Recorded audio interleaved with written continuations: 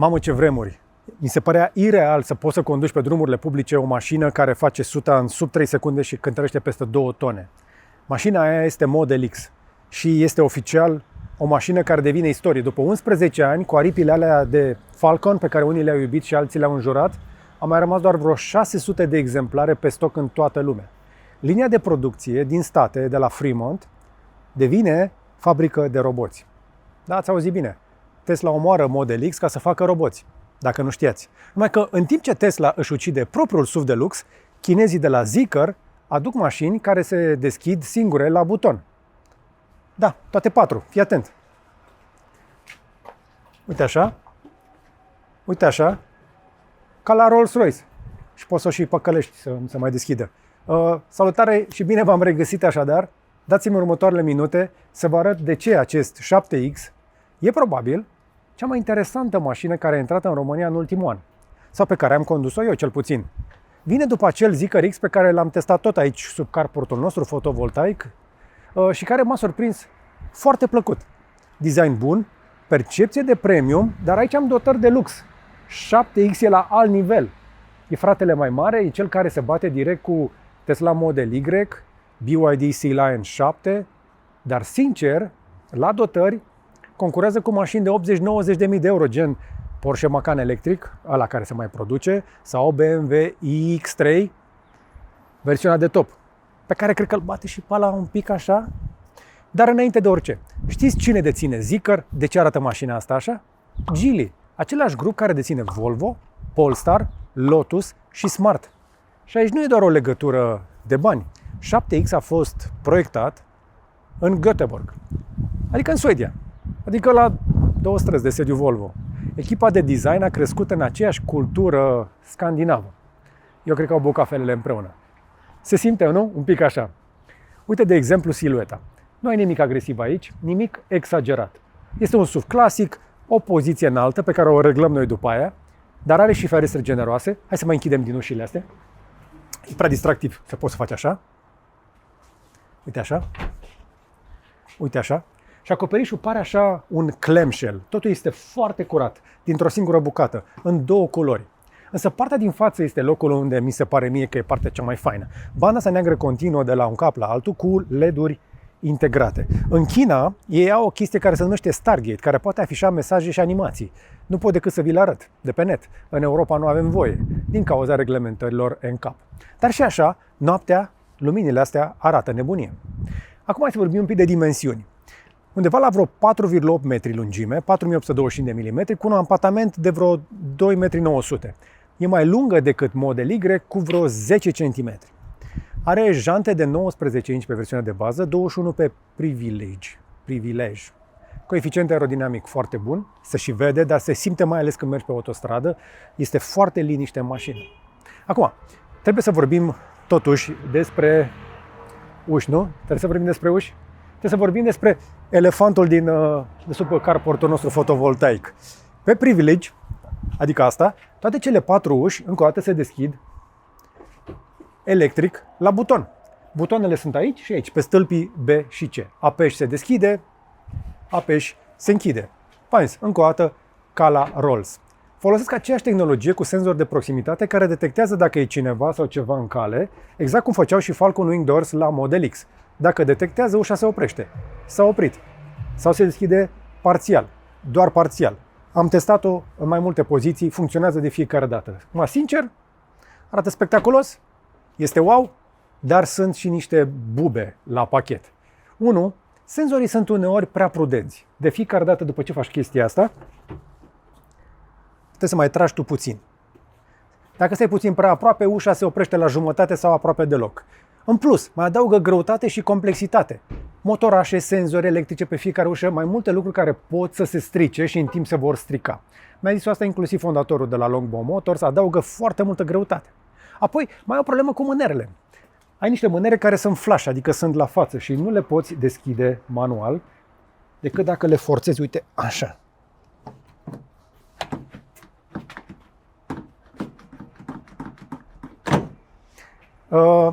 Până și chinezii se gândesc să elimine mânerele flash din motive de siguranță ca să poți să le deschizi în caz de urgență. Verdictul meu, da, îmi place senzația, dar nu știu dacă merită prețul în plus încă o dată, pentru greutate și pentru riscurile care vin la pachet. Că dacă rămâi fără baterie într-o situație de urgență și nu poți să deschizi ușa, mecanic ai o problemă. Ok? De acord? Deci da, ne plac chestiile spectaculoase, dar trebuie să ne gândim un pic ce se întâmplă când nu merg. Noi intrăm așa în mașină oricum, trebuie să așteptăm să se deschidă ușa pentru noi, nu? Aici e faza care pe mine m-a făcut să zic wow, ia stai așa un pic. În mijloc, asta e puțin să închid ușa. M-a apăsat frâna. Pe mijloc avem un ecran de 16 inch și un instrumentar digital de vreo 13. Am și head-up display cu realitate augmentată de echivalent 36 de inch. Nu am văzut o rezoluție așa de mare pe ecrane pe nicio mașină. Procesorul, care ar fi un Snapdragon 8295, același tip pe care îl găsești pe mașini din gama Luxury. Se mișcă exemplar. Dar nu aia mai trebuie să zicem mai tare, ci materialele de la interior. Am piele, napa pe scaune și piele din asta ecologică. Am alcantara, spre exemplu, pe stâlp și pe plafon și combinații de textil. De fapt, nu, aici e textil și aici pare a fi așa un fel de napa, o chestie. Oricum, nu cred că s-a mai luat nimic de prin animale, dar se simte premium când pui mâna. Mie mi se pare foarte interesantă chestia asta, nu știu cum au făcut-o, dar asta este flexibil, o vezi? Uite cum face aici. Iar cotiera se deschide și din partea asta și din partea asta.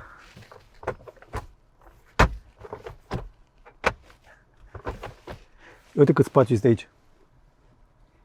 Masiv. Pe lângă pielea asta de pe scaun avem încălzire, ventilație și masaj în funcție de nivelul de echipare. Ai niște accente cu bronz și tot felul de inserturi. Acum, aici în mașina asta nu vei găsi finisaje ieftine cu tot felul de chestii deasupra. Chiar se simte premium. Uite, știu cum se simte inclusiv locul din spate. Sau, uite, știu cum arată chestia asta. Asta este spectacol. Și apropo, toate chestiile astea sunt făcute de ei intern. Tot designul este făcut la ei acasă, cu oamenii lor. Se vede deja sinergia din grup de acolo. Dar uite, știu cum arată plafonul ăsta. Este show. Sticlă curbată de la un cap la altul. Ai senzația de aici din interior, că mă uit în sus către carportul nostru fotovoltaic, că vezi mai bine. Adică ai senzația într-un fel că nu există sticla asta. Pur și simplu. Toți cei care intră în mașină trebuie să învețe unde se află butoanele astea. Șoferul poate să apese pe frână sau tu poți să apeși pe buton ca să o închizi, sau pur și simplu să o tragi și la final are soft close. Deci nu are doar uși acționate electric, sunt și soft close. Hai să vorbim un pic despre ecranul ăsta, că v-am spus, mi s-a părut spectaculos. Să-l fac eu un pic mai luminos. Uite așa. Uite, știu cât de mare este rezoluția. Este cel mai rapid pe care l-am testat până acum. E mai rapid decât ăla de la Tesla. Aici nu s-a făcut rabat la absolut nimic. Chestia asta nu e dată pe repede înainte. Este exact ce vezi. O grămadă de chestii. Aș putea să petrec prea mult timp doar aici. Din câte știu, au inclusiv o funcție în care poți să-ți monitorizezi copilul cu o cameră. Wellness cabin. Nu e asta. Asta poți să transformi interiorul. Ai pet mode, camping mode, wellness cabin, digital livery și aici poți să setezi suspensia. Și că vorbeam de suspensia, noi stăm acum pe very low, că am dat să încărcăm acolo, dar dacă dau pe very high, mașina dintr-o dată se arată din exterior de zici că e SUV. Și o face super silențios, nici nu simți când o schimbă. Există niște compresoare care umflă pernele alea. Am promis că facem la exterior, vă arătăm cum mașina se transformă din SUV în GT. Deci așa arată mașina în varianta ei SUV. Uite și tu, câtă gardă la sol.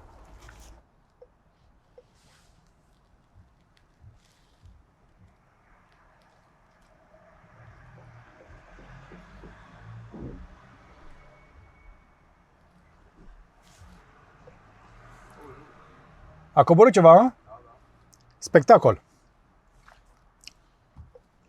Și acum hai să zicem că vrei să parchezi la bordură pentru că n-ai găsit loc de parcare în București.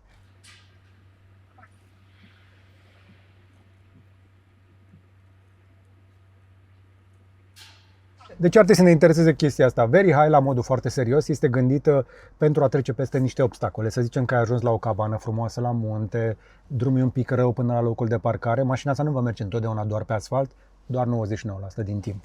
Și ai nevoie să înalți mașina ca să nu o zgârii, să nu se atingă, da? Nu o să poți să mergi cu ea la viteză normală, mașina va tinde să scadă chiar dacă tu vrei să o pui pe very high. Nu este eficient, nu e sănătos și nu e confortabil. Și atunci, când o să mergi în mod normal, uite așa arată pe very high, să le arătăm cum arată standard. Asta e versiunea standard de înălțimea suspensiei, care pune mașina într-o poziție suficient de aerodinamică, dar în același timp suspensia suficient de confortabilă. La înălțimea asta, mașina preia bine denivelările dar rămâne suficient de înaltă ca să nu aibă probleme, să zicem așa, de contact cu un drum care nu este neapărat bun. Dar dacă mergi pe autostradă, recomandarea mea întotdeauna, treci pe low. Hai să le arătăm cum arată low. Low este versiunea cea mai joasă și este cea în care mașina se apropie cel mai mult de asfalt. Dacă vrei să fii eficient și rapid și stabil, trebuie să fii cât mai aproape de asfalt. Între timp, așa arată widgeturile. Ai acest pet mode, apropo, care menține climatizarea și oricine vine poate să vadă lucrul ăsta. Am mai văzut-o, nu? Și parcă și pe la Tesla. Are și o detectare dacă este cineva acolo în mașină ca să nu meargă chiar de pomană. Resume pet mode, exit now. Nu i-am găsit nicio slăbiciune până în momentul ăsta. Mașina are propriul 5G, uite-l aici. Are 5G-ul ei ca să te conectezi la ea, să suportă și Wi-Fi, conectivitate prin Bluetooth, toate lucrurile pe care le aștepți de la o mașină modernă. Aici pot controla head-up display-ul și nu doar că nu am văzut rezoluție așa de mare și de viteză pe toate ecranele astea, dar și head-up display-ul cred că este în momentul ăsta cel mai avansat din piață. Are cea mai mare densitate de pixeli. Procesorul ăla chiar muncește. În plus, cei de la Zeekr au mai făcut o chestie. Mașina are un sistem de sonorizare. Uite așa. CarPlay, dar nu vreau neapărat asta. Am o chestie de... Pot să controlez sunetele de la exterior, bla bla bla. Au o chestie de control al sunetului lor. Z-Tuner. Asta e. Zeekr Sound Pro este făcut de ei în casă. Și-au făcut sunetul de la zero. Dar o să vezi că scrie aici. Băi, nene, nu se aude rău deloc. Deci nu au făcut Burmester, Yamaha, Sony sau chestii genul ăsta și au făcut propriul lor. Și aici, spre exemplu, eu am ales, m-am jucat printre ele, ai un sistem Hi-Fi, ai Near Field Surround, adică un surround mai puțin agresiv, amplificarea vocilor sau un efect de scenă de sală de concert. Și, încă o dată, seamănă cu Dolby, dar parcă e mai bun un pic. Încă o dată, sună surprinzător de bun în mașina asta. Era să uit, aici de desubt sunt două încărcătoare wireless ventilate amândouă. Nu unul, două, amândouă ventilate. Poate se mai uite și alții din industrie, așa se face. Și ai și butoane fizice. Nu știu cum au făcut selecția asta, dar au ales un buton pentru mod aici. Asta controlează modul. Adică dacă dau pe ăsta, se schimbă un mod. Cred că o fi.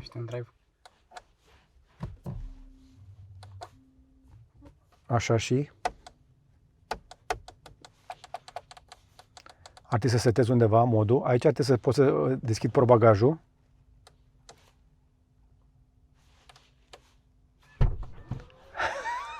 Trebuie să înveți unde se întâmplă. Aici dai play, pauză dacă apeși, dar și scrollezi pentru volum. Aici dai pe recircularea aerului. Și aici deschizi torpedou. Uite care are torpedou. Are torpedou. Ia uite. Are și broșură, mă. Ceva mai rar la importatorii de mașini electrice din România. Și aici poți să vezi și nivelurile. Privilege, Long Range și Core. O să vorbim despre prețuri la final. Dar uite, vezi? Toate au rețea 5G, Wi-Fi și Wi-Fi hotspot. Deci sunt în stare să dea și net din SIM-ul lor. Aproape toate nivelurile sunt foarte similare. Puține diferențe între ele. Iar varianta Core mi se pare mult mai atrăgătoare decât pare încă o dată la prima vedere. Și are și comenzi vocale. Poți să începi să vorbești cu mașina, cu asistentul lor vocal. Eu nu prea sunt pasionat de chestia asta, dar poți să faci așa.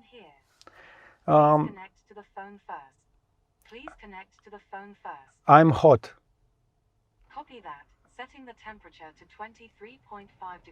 Chiar și fără telefon începe să ia comenzi pentru că sunt procesate în mașină. I'm still hot. Sorry, I don't understand. Please put it in another way. Put the temperature to 20 degrees. Copy that. Setting the temperature to 20 degrees. Nu e rău. De ia zi și tu. Era să zic ai Siri. Please put it in another way. I'm cold. Please set up the temperature to 25 degrees. Fete că n-am luat comenzi de la tine. Interesant. Păi da, la cum am zis temperatură. Așa. Încă o dată. Meniul are de toate. Nicio problemă. Cancel. Cancel. Please log in first. All right. Bun. De aici am mai acces la lumini, ai butoanele pentru trapă aici, avariile, nimic special și butoanele astea. Deci un pic minimalist acolo la butoane, dar volanul este mare, generos și are suficient de multe funcții. Are scroll-ul pentru volum. La mașina asta lucrurile sunt un pic pe dos, ai observat? Ai volum aici, am volum aici. Știi cum se coboară și se ridică geamurile? Ia apasă să vezi. Invers. Exact, dacă vrei să cobori geamul, trebuie să împingi. Deci cum îi dau din asta 3D? Bine, da. Cum? Cum îl selectezi să urce singur? Așa. Și de coborât? Împingi. Mai tare un pic. Că nu se simte... Să apeși un pic mai tare. Este haptic.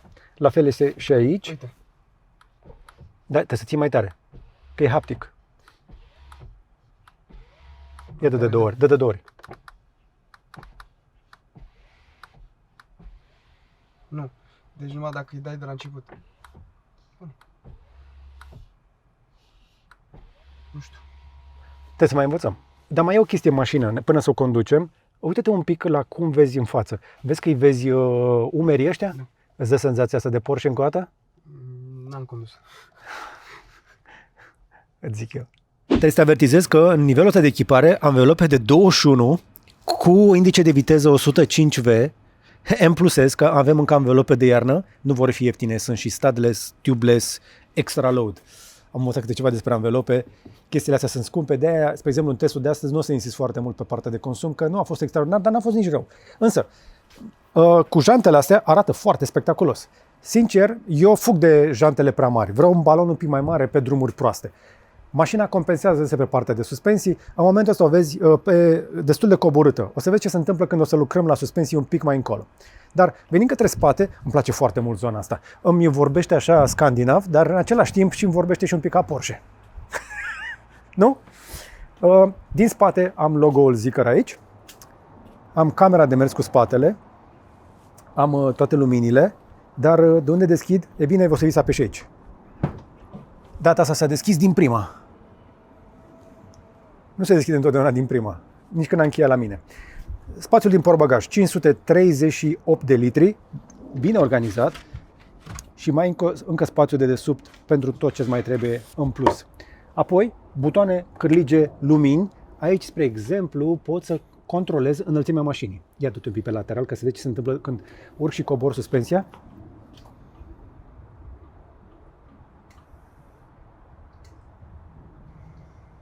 Ai văzut? Și acum? Asta e un gimmick? Poate să fie o șmecherie. Ca să nu faci durere de spate, cobor suspensia ca să poți să încarci chestii sau pur și simplu să folosești mașina pe post de canapea. Și acum, hai să vedem dacă o să mai și ridică cu mine. Ar trebui să se ridice, nu?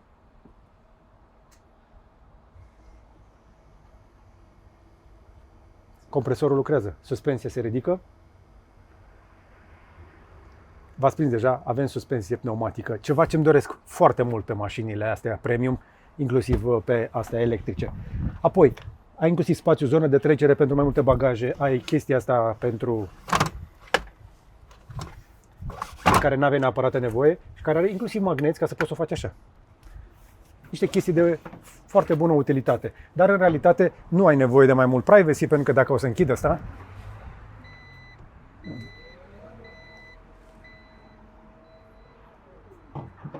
7-8 secunde, luneta este neagră complet, nu se vede nimic înăuntru. Deci, da, dacă vrei tu să fii liniștit, apoi șinele astea încă o dată și plafonul negru. Silueta mașinii este foarte elegantă, dar discretă în același timp. Asta înseamnă până la urmă să-ți iei un produs premium, luxury, care nu trebuie să țipe, trebuie să arate bine pe termen lung. Hai să mai devenim un pic tehnici, pentru că partea asta de suspensie e importantă. 7X e construit pe platforma SEA a celor de la Geely. E aceeași familie de platforme care stă sub Volvo X30, am mai condus aici, Polestar, am condus-o și pe aia, foarte faină, Smart încă nu și nici Lotus Eletre mi-aș dori.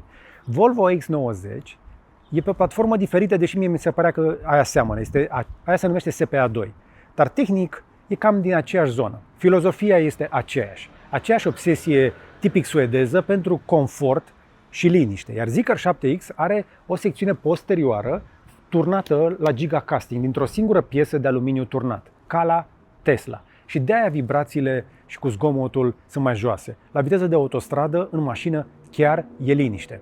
Am mai trecut câteva zile și acum chiar o să și conducem un pic, să vedem cum se simte. Și am pornit deja de pe loc și ce mi s-a părut foarte tare, că de fiecare dată când vii la mașină, mașina își lasă suspensiile jos, pe very low, după care pleci la drum și se mută pe standard. Se cadrează bine. Și deja auzi primul ding și din momentul ăsta o să auzi niște dings. Majoritatea mașinilor noi încep să scoată sunete de toate felurile, lucru care poate fi destul de agasant. Să vedem primul lucru: când vine o mașină, trag de aici și dezactivez overspeed și distraction alert. Mașina este extrem de reactivă. Dacă nu ești atent câteva secunde, întotdeauna în față, să zicem că vrei să uiți la un ecran sau, evident, va bingăni. Ceea ce este ok. Dacă știi că nu poți fi atent, e mai bine să o lași pe automat.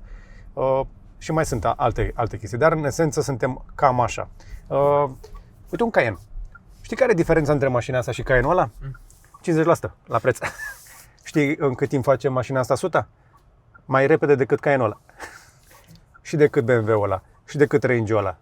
Cei de la Zeekr au înțeles foarte bine ce vor europenii și au adus un astfel de SUV de 646 de cai putere, 710 Newton, la un preț imposibil pe segmentul ăsta de preț. Dar în cea mai mare parte a timpului tu nu o să faci accelerație de la 0 la 100 la 3,8 secunde. M-am apropiat un pic cam repede de mașina din față, iarăși a făcut bing. Și tu o să vrei în cea mai mare parte a timpului să faci naveta, da? Și dacă faci naveta și mergi așa ca mine, pe un drum un pic denivelat, o să simți adevărata valoare a acestei mașini. Abia acum le-am auzit, pentru că am dat în niște denivelări un pic mai tare. Mașina asta este cea mai confortabilă mașină sub 65.000 de euro pe care am condus-o până acum.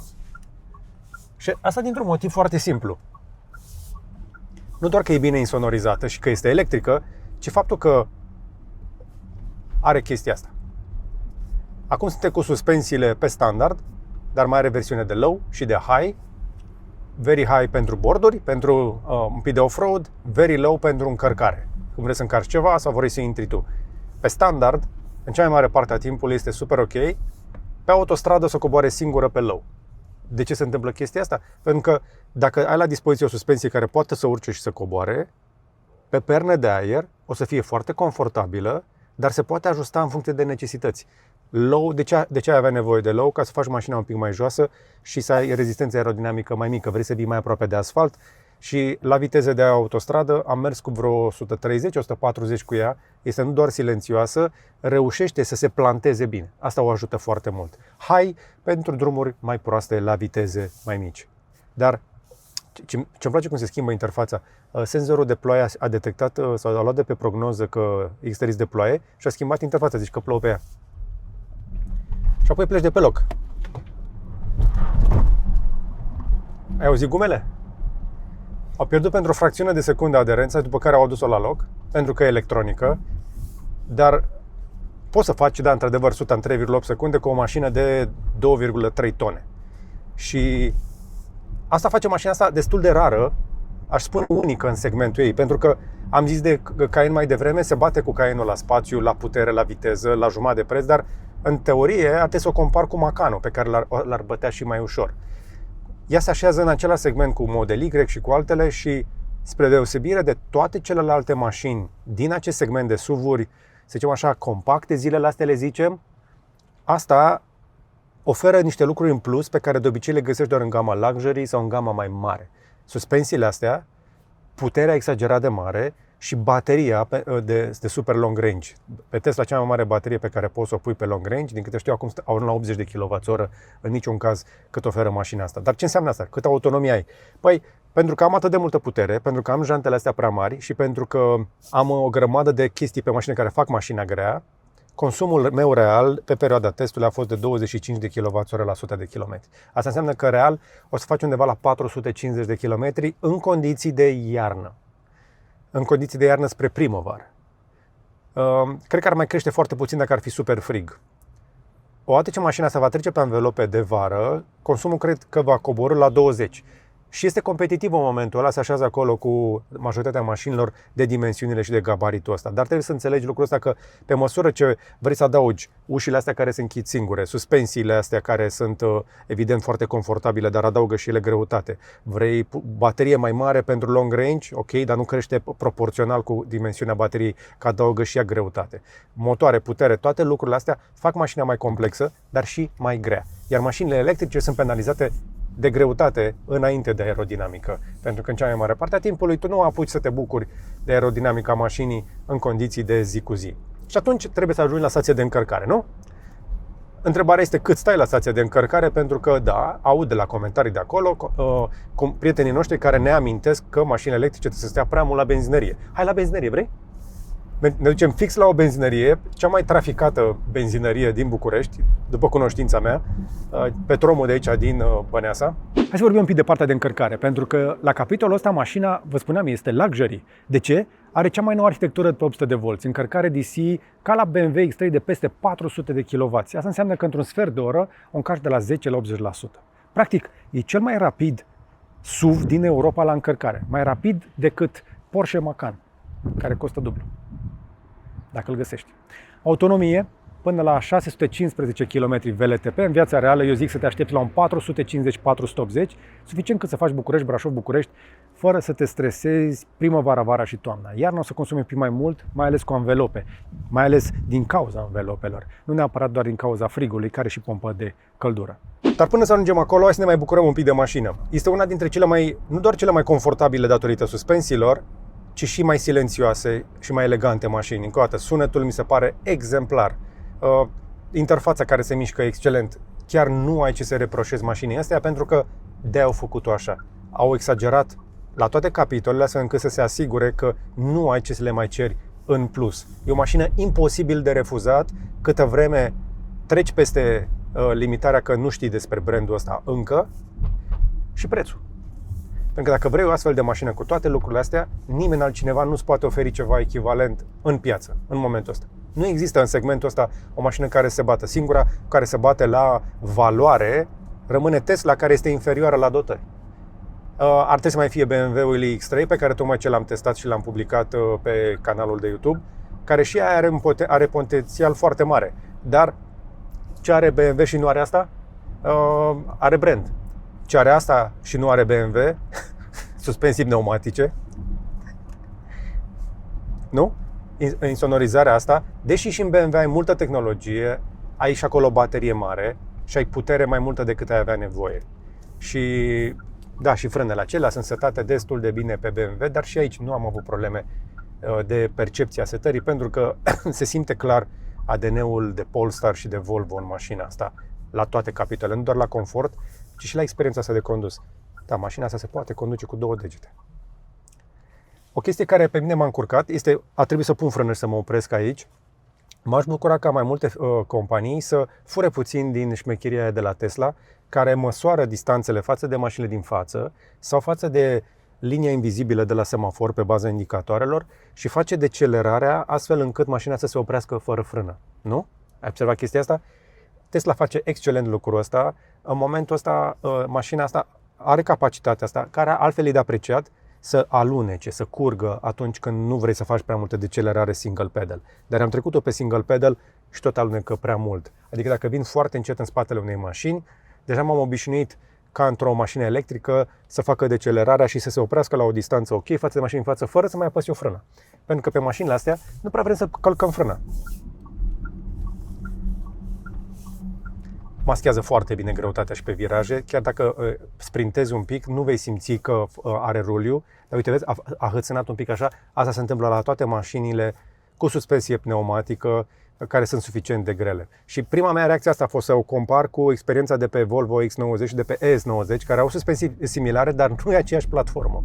Asta este, cu aceeași platformă vă spuneam de pe EX30, care îmi spune că EX30, care este și Zeekr X, ar fi putut să aibă suspensie pneumatică și ar fi fost cea mai bombă mașină, pentru că oricât de mult mi-a plăcut mașina asta, Zeekr X îmi place și mai mult pentru că mi se pare mult mai bine adaptată la viața de oraș. Asta este și pentru drumuri lungi, și pentru navetă mai lungă, și pentru oameni care vor mult mai mult, vor aproape maximul posibil în zona asta, în segmentul ăsta. Dar Nu știu. Parcă s-a umplut prea tare orașul de SUV-uri. Am făcut și un material despre chestia asta. Eu vorbesc de câțiva ani despre faptul că nu mai încăpem prin locurile de parcare. Da, îmi place tehnologia, îmi place confortul, îmi plac toate lucrurile din mașina asta. Este excelentă. Dar m-aș bucura ca producătorii să încerce să le facă mai compacte în alte mașini. Ne apropiem de final și, ca de obicei, follow the money. Zeekr 7X în versiune Core e aia pe care eu aș recomanda-o. Propulsia pe spate, adică doar un motor acolo, cu baterie de 75 de kWh ca la Tesla. 54.000 de euro, autonomie la vreo 480 de km ideal. Long range, același motor, dar baterie de 100 e 57.000 de euro, dar faci vreo 615 km. Aia este bună pentru drumuri lungi. Privilege, două motoare, 646 de cai. Uși electrice, tot ce vrei, 64.000 de euro. Eu am crezut că mașina asta costă cel puțin 80-90 când m-am urcat în ea. Aici este șocul. Asta e momentul în care zici, what? Cum am făcut chestia asta? Mai există și profit la așa ceva? Da, există. Că la 60.000 există în China ceva mult mai periculos de atât. O să-ți arăt la final. Dar să rămânem la nivel local. Să dau un pic de context. Tesla Model Y Long Range e cam 50.000. Dar cu dotările echivalente s-ar putea să ajung la 55-57. Și nu ai suspensie pneumatică pe nimeni la concurență în segmentul ăsta. Nu ai la Tesla 800 de volți. Nu ai încărcare la 480 de kW. BMW X3, ăla e minim 60-70 de mii de euro. Mercedes EQB similar, la dotări, BMW și cu Mercedes nu au nimic de felul ăsta în segment. Garanție 5 ani sau 200.000 de kilometri, baterie 8 ani sau 200.000 de kilometri, garanția la rugină 12 ani. Același importator care aduce Geely și Lynk & Co. Au deocamdată 8 showroom-uri promise până la sfârșitul acestui an, dintre care 2 în București. Am promis că o ducem la încărcat, da? Am ajuns la Petrom. Nu avem nicio colaborare cu Petrom. Fun fact, am avut colaborare cu OMV Petrom acum mulți ani și după aceea mi-am luat mașină electrică și ceva s-a întâmplat, nu știu. S-a întâmplat ceva între astea două momente, dar nu pot explica. Anyway, acum am venit pentru că au stație e-charge și eu am cont la e-charge de prin 2018-2019 și vreau să-mi încarc mașina la stația aia pe care am văzut-o aici de 300 de kW, cu bateria nepregătită. Sunt curios cât trage mașina asta cu arhitectură pe 800 de volți. Ori apăs la buton, ori din câte știu eu, da mă, simte. Așa, hai să... Am filtrat după stațiile mai rapide de 300 și ar mai fi, uite, mai sunt la tunari, mai sunt pe centură. Toate stațiile astea pe care le vezi aici pot să încarce cam cât stai la benzină. Dar hai să testăm, da? Petrom Băneasa, Charge Point 1, dăm charge. Oh, ce cablu greu! Cât fier e aici, cât cupru! Avem baterie la 26%, range de 106 km.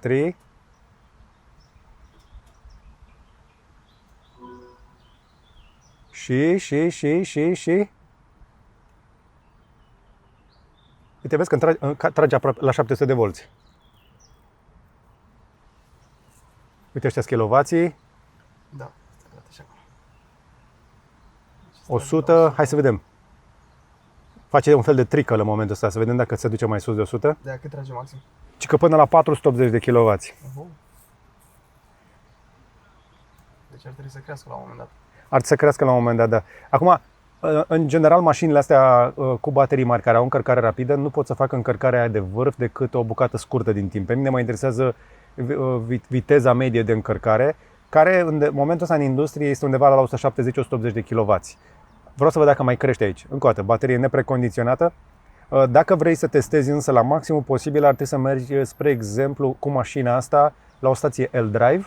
Din ce am văzut, există una pe la Lehliu de 400 și una de 600 la Pitești. Nu am apucat încă să le testez eu. Tu ai fost la una în ele? Doar la 200.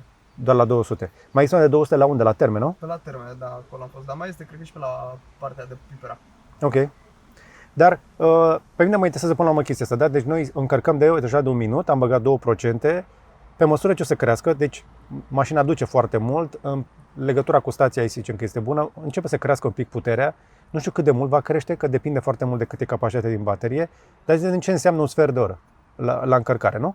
E fain meniul ăsta de baterie din mașină și uite, vezi, ne atenționează că încărcarea este un pic lentă la început, în primele 3 minute a fost mai lentă pentru că bateria era rece, dar deja împinge. s-a dus la 145 până la 150 de kW. Deci asta înseamnă că într-o mașină de felul ăsta poți să încarci într-un sfert de oră baterie pentru 200 de km, 250, fără probleme. Adică te oprești un sfert de oră, mai mergi 2 ore. Și până la urmă cred că asta este cea mai tare șmecherie, indiferent de starea bateriei. Dacă bateria este caldă deja că ai venit de pe drum sau dacă ai precondiționat-o, în loc de un sfert de oră poți stai 10 minute și să bagi mult mai multă baterie. Are sens? Mi se pare ok. După 7 minute mi-am lăsat aminte că am carport fotovoltaic. Mașina se încarcă cu o baterie rece în momentul ăsta la vreo 140 și ceva de kW. Deci încărcăm echivalentul la 770 de km și avem mai multă baterie decât ne-ar trebui. Dar dacă aș avea un drum lung în față și aș vrea să încarc rapid până la 80%, mai am de stat vreo 17 minute cu bateria rece. Dacă vreau să mă duc la 90%, ar trebui să mai stau 22 de minute, să mai adaugă doar 5 minute, avantajele unei baterii moderne, și până la 100% 37 de minute.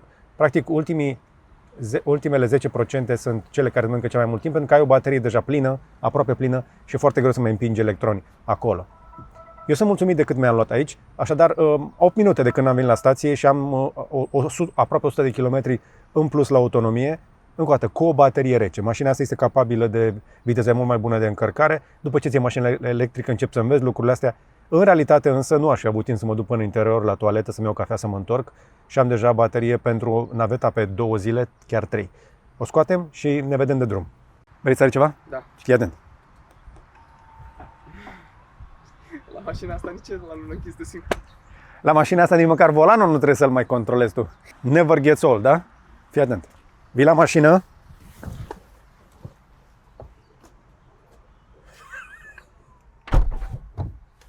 Uite, adjustable suspension for easy access. Acum e pe very low pentru că suntem în parcare. Mașina este cât mai jos, da? Și acum dau un drive. Și s-a trecut în standard. Și s-a trecut în standard, pompează pompa și se vede pe oglinzi că mașina se ridică un pic.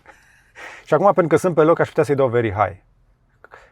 Ceea ce am făcut deja în parcare. Ai văzut imaginile alea cu stația BYD, care încarcă mașini ca la benzinărie?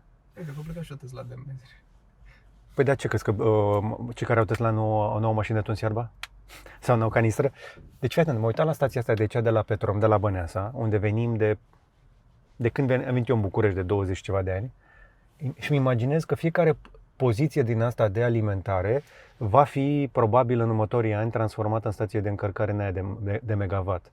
Există suficient de multă putere instalată aici și se mai poate adăuga, și Petromul ăsta este perfect poziționat pentru toți cei care pleacă la drum lung. Să vii aici să stai 5 minute și să bagi curent pentru drumul până la Brașov, mi se pare blan.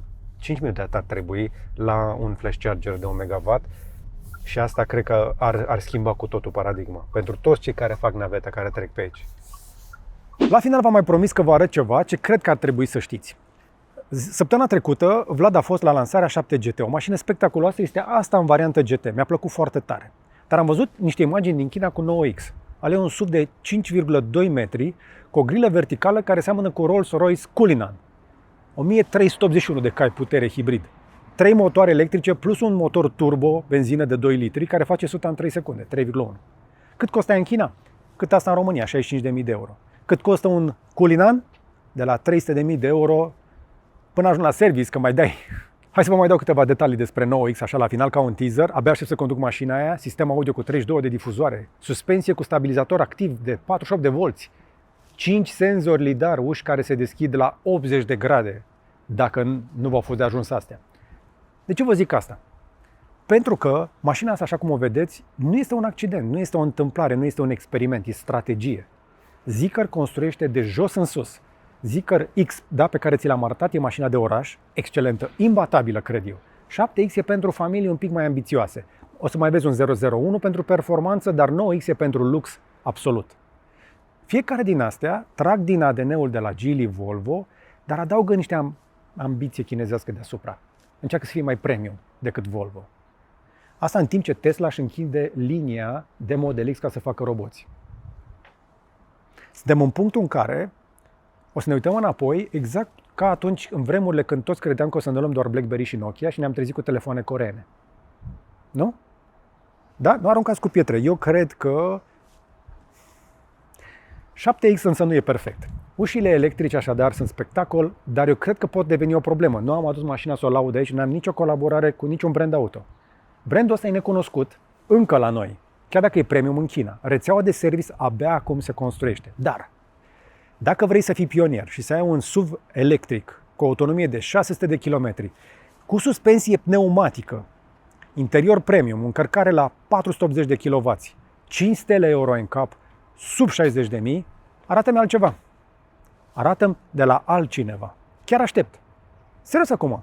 Veniți să-mi spuneți mai jos la comentarii dacă are altcineva ceva care să se bată cu mașina asta în acest segment de preț, pentru că ar trebui.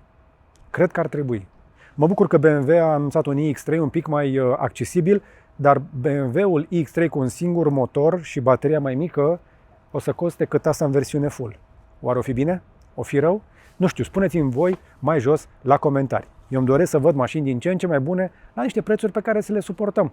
Asta nu este pentru oricine și sper că măcar ți-a dat un pic de inspirație. Like, share și subscribe și data viitoare să vă fie numai bine!